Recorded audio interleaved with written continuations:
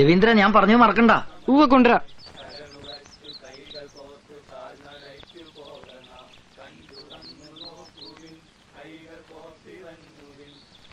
രവീന്ദ്ര, പരീക്ഷ എളുപ്പമായിരുന്നോ? എളുപ്പമായിരുന്നു. രവീന്ദ്രനോട് എത്ര പറഞ്ഞാലും കേൾക്കത്തില്ലല്ലേ? എന്ത്? ആ കൊച്ചിനോട് വലിയ കൂട്ടു വേണ്ടെന്ന് ഞാൻ പറഞ്ഞല്ലേ. അവനും അവന്റെ വീട്ടുകാരും കമ്മ്യൂണിസ്റ്റുകളാ. ഇന്നലെയും കൂടെ പള്ളിയിലച്ഛൻ പ്രസംഗിച്ചു, കമ്മ്യൂണിസ്റ്റുകളുടെ മക്കളുമായിട്ട് കൂട്ടുകൂടരുതെന്ന്. നമ്മള് പണ്ട് പോലെ അവനായിട്ട് കൂട്ടുള്ളതല്ലേ. പിന്നെ കമ്മ്യൂണിസ്റ്റുകാരുടെ മകനാണെന്ന് പറഞ്ഞാൽ നമുക്കെന്താ? കൂട്ടുകൂടിയാലെന്താ? ഉടനെ നമ്മളും കമ്മ്യൂണിസ്റ്റായി പോവോ? പിന്നെന്താ, കൂട്ടുകൂടണ്ട, ചുമ്മാ വർത്താനം പറഞ്ഞാ മതി. അവര് നമ്മൾ അവരുടെ കൂട്ടത്തിൽ ചേർക്കും. അമ്പലവും പള്ളിയും ഒക്കെ പൊളിച്ചു കളഞ്ഞ് ഫാക്ടറി പണിയാൻ നടക്കുന്ന കൂട്ടരാ. അവരോട് കൂടുന്നവരെ ഒന്നും പള്ളി കയറ്റത്തില്ലെന്നാ പള്ളിയിലച്ഛൻ പ്രസംഗിച്ചു. ഇപ്പോഴും നിങ്ങൾ എന്നെ പള്ളി കയറ്റത്തില്ലല്ലോ. അതിപ്പോഴല്ലേ, എന്നാലും പള്ളി കയറാതെ പറ്റത്തില്ലല്ലോ.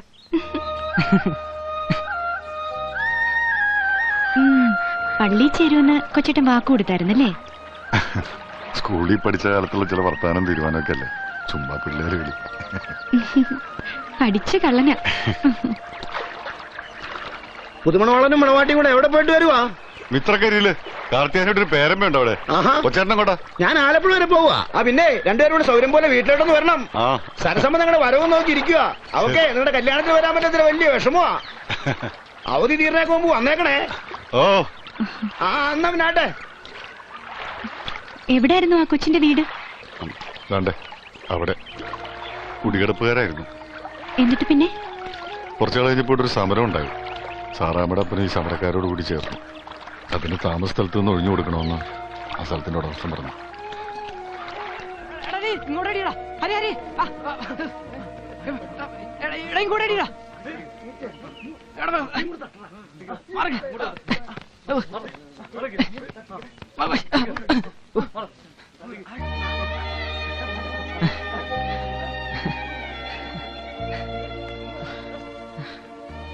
കൊച്ചിനെ കാണണമെന്ന് പറഞ്ഞേ. കണ്ണ് കിട്ടാതിരിക്കാൻ ഞങ്ങള് താമസം മാറി പോവാ മലബാറിന്. അവിടെ ഞങ്ങളുടെ ഒരു ഇളയമ്മയുണ്ട്. പിന്നെ വരില്ലേ ഇങ്ങോട്ട്? ഇവിടുന്ന് ആരെങ്കിലും വന്ന് മിന്നെ കെട്ടിക്കൊണ്ടുവന്ന.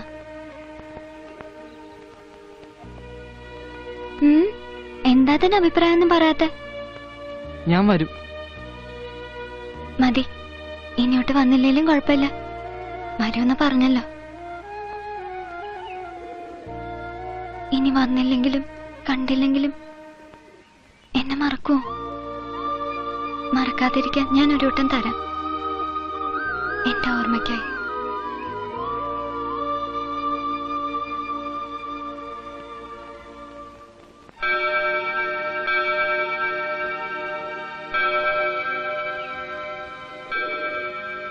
ഇത് കളയാതെ സൂക്ഷിച്ചോണം.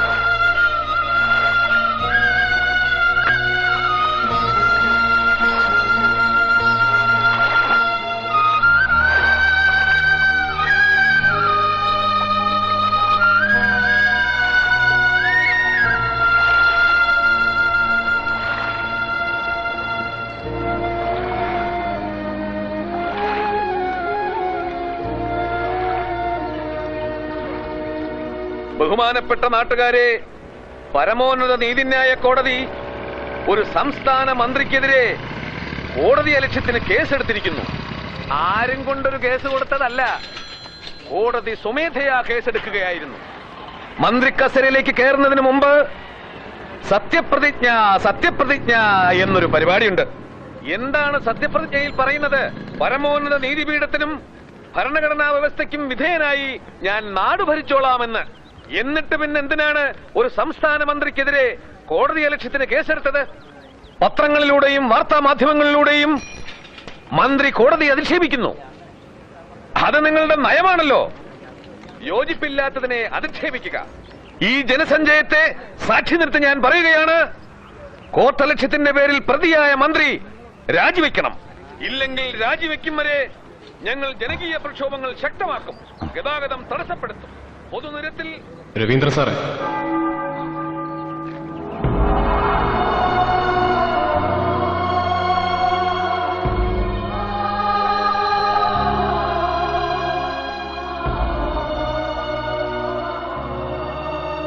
സാറ് പെൻഷൻ മേടിക്കാൻ ഇറങ്ങിയതാണല്ലേ? ഞാനിവിടെ ഇരുന്ന് നേതാവിന്റെ പ്രസംഗം കേൾക്കുകയായിരുന്നു. സാറിന് പ്രശ്നം വല്ലതും മനസ്സിലായോ? ഇല്ലല്ലേ? സാറ് പണ്ടും ഇങ്ങനത്തെ കാര്യങ്ങളൊന്നും ശ്രദ്ധിക്കാറില്ലല്ലോ. ഒരു കണക്കിന് നോക്കിയാൽ സാറിന്റെ നയമാ ശരി. നാട്ടിൽ നടക്കുന്നൊന്നും ശ്രദ്ധിക്കാതെ സ്വന്തം പെൻഷൻ, സ്വന്തം വീട്, സ്വന്തം കാര്യം, സ്വന്തം സ്വന്തം സ്വന്തം. പക്ഷെ എന്നെപ്പോലെ ഒരാൾക്ക് അതിന് പറ്റില്ല. ആ നേതാവ് പറയുന്നത് കോർട്ട് ലക്ഷ്യത്തിന് കേസ് ചാർജ് ചെയ്ത മന്ത്രി രാജിവെക്കണം. രാജിവെച്ചില്ലെങ്കിൽ ജനകീയ സമരമുണ്ടാക്കി കേരള നാടിനെ സ്തംഭിപ്പിക്കുമെന്ന്. മന്ത്രി പറഞ്ഞ തെറ്റെന്താണെന്നറിയോ? സ്വാശ്രയ കോളേജ് പ്രശ്നത്തിൽ വിധി പറയാൻ നിയോഗിക്കപ്പെട്ട ജഡ്ജി പരാതിക്കാരായ മാനേജ്മെന്റ് സുഹൃത്തുക്കളുടെ പഞ്ചനക്ഷത്ര ഹോട്ടലിൽ വിധി നിർണയത്തിന്റെ തലേന്ന് അവരുടെ സൽക്കാരം സ്വീകരിച്ചത് അപരാധമായി പോയത്. ഇത്രയും നേരം ഞാനിവിടെ ഇരുന്ന് 4-5 നേതാക്കന്മാരുടെ പ്രസംഗം കേൾക്കുകയായിരുന്നു. ഒരാൾ പോലും ജഡ്ജി അങ്ങനൊരു വിരുന്ന് സൽക്കാരത്തിൽ പങ്കെടുത്തത് തെറ്റാണ് എന്ന് പറഞ്ഞില്ല. മറിച്ച് ആ മന്ത്രി രാജിവെച്ചൊഴിയണം എന്നാണ് പറയുന്നത്. എല്ലാം തകിടം മറിയാണ് സാർ. അഴിമതി കാണിക്കുന്ന പോലീസ്, കൈക്കൂലി ചോദിച്ചു വാങ്ങിക്കുന്ന സർക്കാർ ജീവനക്കാർ, സംശയത്തിന്റെ നിഴലിലേക്ക് നീങ്ങുന്ന നീതിന്യായ കോടതി. രാജ്യം അരാജകത്വത്തിലേക്ക് നീങ്ങുന്നു. ഇപ്പോ അരാഷ്ട്രീയക്കാരനായ സാറിന് പോലും തോന്നില്ലേ ഞങ്ങൾ ഉണ്ടാക്കിയ പോലൊരു മുന്നേറ്റം ഈ നാടിന് ആവശ്യമായിരുന്നു എന്ന്?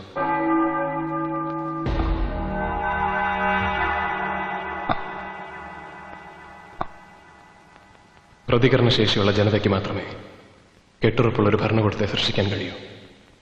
അതിക്രമങ്ങൾക്കെതിരെ പരാതി പറയല്ല വേണ്ടത്, ചോദ്യം ചെയ്യണം, കലാപം ഉണ്ടാക്കണം.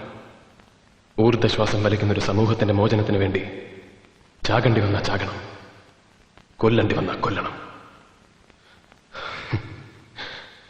ഇൻകുലാബ് സിന്ദാബാദ്.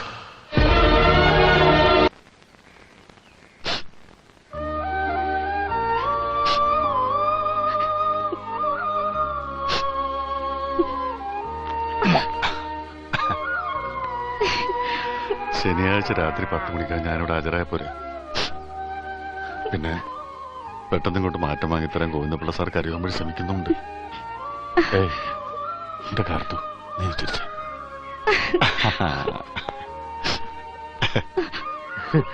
ബോട്ടിന് നേരമായി.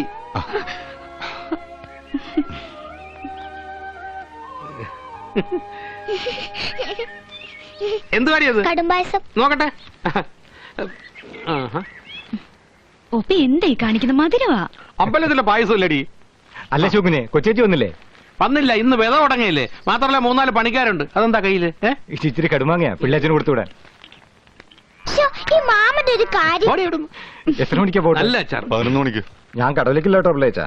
ജാനുവിന്റെ കണ്ണുതീനൊക്കെ എങ്ങനെ പയ്യ കിടക്കുവാ. അളിയാ ബോട്ടിന് നേരമായി. നീ എന്നെ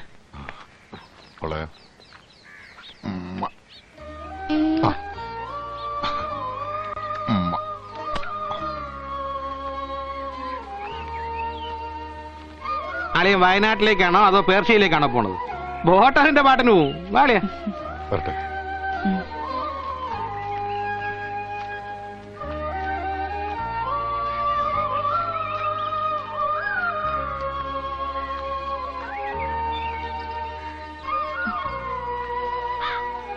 പിള്ളേരെ പിരിഞ്ഞ് ഒരു രാത്രി പോലും ഞാൻ ഉറങ്ങിയിട്ടില്ല.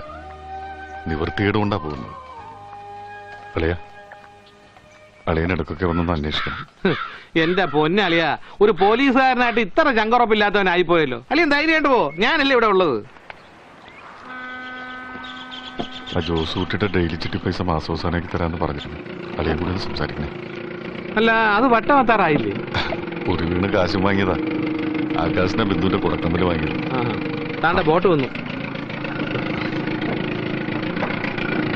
ശരിയല്ലേ? ചെന്നാ